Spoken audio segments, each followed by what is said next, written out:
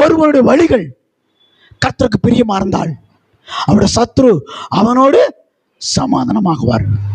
நான் திருமணமான காலங்களிலே என்னுடைய மனைவி உறவினர்கள் யாரும் எங்கிட்ட வரமாட்டாங்க, பேச மாட்டாங்க. அவங்கெல்லாம் நல்லா வசதியாக இருந்தவங்க.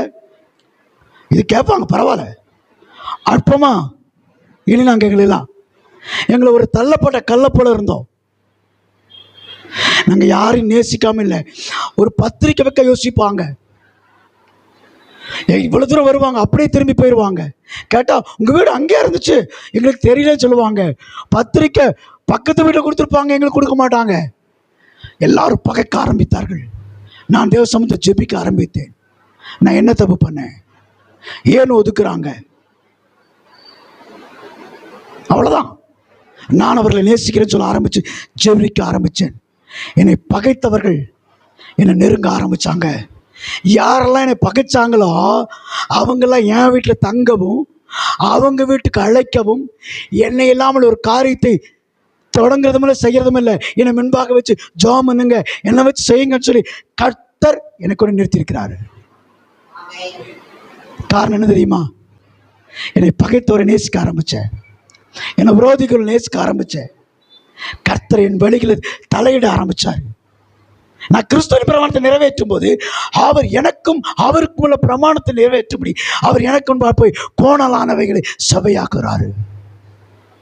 அதனால நமக்கு விரோதமா இருக்கிறாங்களா, நமக்கு விரோதம் சபிக்கிறாங்களா, திட்டாங்களா, பேசுறாங்களா, மன்னிச்சிரு, மன்னிச்சிரு, ஆசீர்வதி, சபிக்காத. ஆசீர்வாதத்துக்கு பாத்திரம் இல்லைன்னா என்ன செய்யும்? திரும்பி நமக்கு வரும். ஒருத்தர் தீமை செய்யறான், அவனை ஆசீர்வதிக்கிறேன். எனக்கு தொண்டை பிரச்சனை,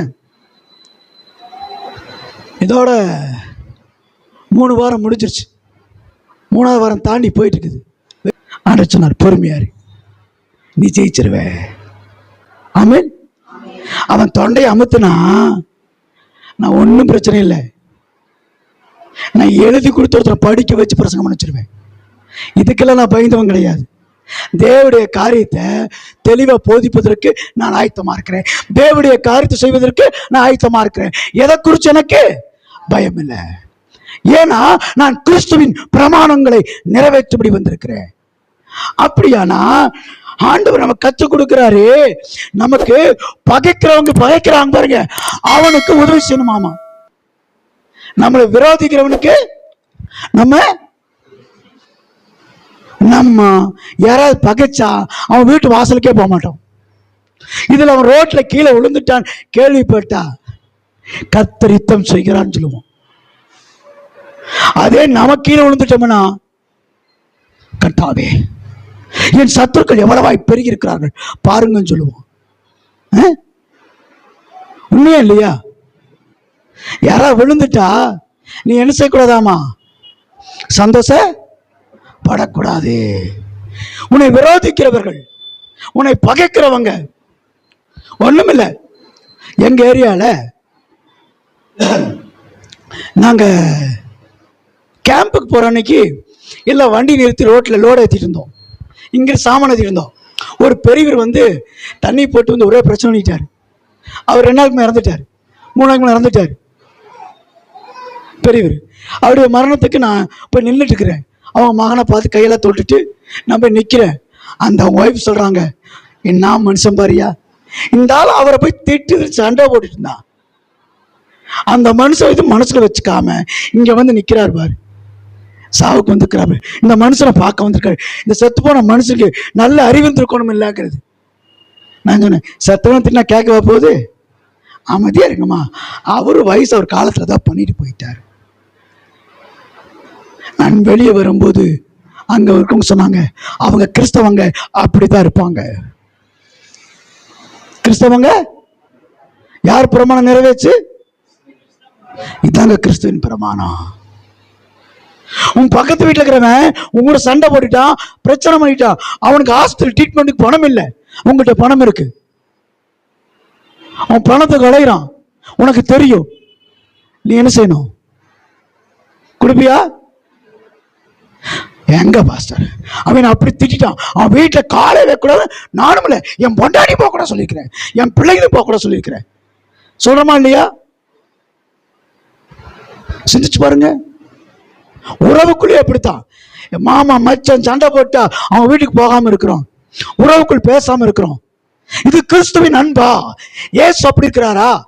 நாம எவ்வளவு பாவம் செஞ்சுட்டு அப்பா இயேசுவே அப்படின்போது, என்னைக்கு உனக்கு ஆகாது, நீ பாவம் செஞ்சுட்ட, நீ பிசாசோட பிள்ளை, நான் உங்களோட சேர மாட்டேன், உங்களோட பேச மாட்டேன், உன் ஜெபத்தை கேட்க மாட்டேன், என்னைக்கா சொல்லியிருக்காரா? கிறிஸ்துவின் அன்பு எப்ப தெரியுமா? எப்பெல்லாம் ஆண்டவரை வெறுக்கிறியோ அப்பெல்லாம் தேடி வரும் கிறிஸ்துவின் அன்பு. எப்பெல்லாம் நீ விலகி இருக்கிறியோ ஆண்டவனை தேடி வருவார். ஒரு சகோதரி ஆண்டவர்களை வாழ்ந்துட்டு இருந்தா, ஒரு நாள் வாழ்க்கையில விருத்தி அடைஞ்சு ரொம்ப வெறுத்துட்டா. வாழ்க்கையில பிரச்சனை, போராட்டம், ஒரு நாள் சகிக்கவே முடியலையா, அவள் சாகும்படி முயற்சி எடுத்தா. ஒரு நாள் கதவை சாத்திட்டு சீமனம் பாட்டில திறந்து தலையில ஊத்திட்டா.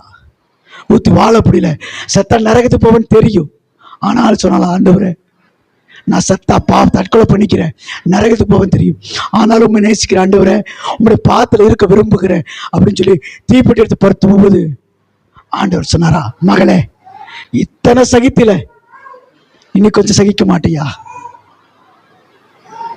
இவ்வளவு பொறுத்துட்டிய, இன்னும் கொஞ்சம் பொறுத்துக்க மாட்டியான்னு கேட்டாராம். பொறுத்துக்கிறப்பா, உமக்காக பொறுத்துக்கிறேன், நீ சொல்லிட்டின்னு சொல்லி அவளை விட்டு கொடுத்தாள். ரொம்ப வருஷமா தாயும் தகப்பனும் வெறுத்து ஒதுக்கி வைத்த பிள்ளையவள். அவ எப்ப முடிவெடுத்தாலோ அடுத்த நிமிஷம் வீட்டு வாசல ஆட்ட சத்தம் கேட்குது. கதவை திறந்து பார்த்தா தாயும் தகப்பன் நின்று கொண்டிருந்தார்களா. அழுகிறா, ஓன்னு அழுகிறா. அப்ப அவங்க அம்மா சொல்லுதா, என்ன காத்து செஞ்சிருக்கா பாருங்க, இப்போ வாழ்றதுல சாகரத்தான் முடிவு எடுத்திருக்கிறா பாருங்க, ஸ்மெல்லு வந்து நிக்குது, வீடெல்லாம் சீமனம் கிடக்குதோ பண்ண பார்த்திருக்கிறா அப்படின்னு சொல்லி சொன்னாராம். என் மக ஆண்டவரை கும்பிடுறா, என் ஆண்டவர் அவளை மரணத்துக்கு ஒப்பு கொடுக்க மாட்டார். உன் பிள்ளைகளை ஆண்டவர் மரணத்துக்கோ வியாதிக்கோ பிரச்சனைக்கோ ஒப்பு கொடுக்க மாட்டார். நீ அவரை நேசித்து பாரு, அவர் அன்பு செலுத்தி பாரு. உன் பிள்ளைய சுத்தி சுத்தி வந்திருக்கிறார், உன் பிள்ளைக்கு தெரியாது. அந்த பிள்ளை தாயும் தகப்பனை விட்டு பிரிந்து போய்விட்டாள். அவள் சுய பிரமாணத்தை நிறைவேற்றி வந்தாள். ஆனால் கர்த்தருக்குள் பயந்து வாழ்ந்தா. ஒரு நாள் முடிவு சரியில்லை, தன்னை அழித்துக் கொள்ள பார்த்தாள். கர்த்தர் அவளை தேடி வந்தார். இந்த அருமையான வேலையில வாழ்க்கையில போராட்டத்தோடு இருக்கலாம், கண்ணீரோடு இருக்கலாம். எல்லாரும் என்னை வெறுத்துட்டாங்க, எல்லாரும் என்னை ஒதுக்கிட்டாங்க, எல்லாரும் என்ன பேசுறாங்க, எல்லாரும் அற்பமா எண்ணுறாங்க, எனக்கு தேவையில்லாம திட்டுறாங்க, என்னை வெறுக்கிறாங்க, ஒதுக்குறாங்க, எனக்கு விரோதமாக தீங்கு செய்கிறார்கள், என்னை அவமானப்படுத்துறார்கள் சொல்லிக் கொண்டிருக்கிறாயா? சந்தோஷப்படு, பரலோகத்தில் உன் பலன் மிகுதியா இருக்கு. பச்சை மரத்துக்கு அந்த பாடுண்டால் பட்ட மரத்துக்கு என்ன பாடுன்னு கேட்கிறாரு. பாவம் செய்த ஆண்டவருக்கு அவ்வளவு பாடுனா உனக்கும் பாடு உண்டு. ஆனால் கர்த்தர் உன்னோடு இருக்கிறாரு. ஏன் தெரியுமா?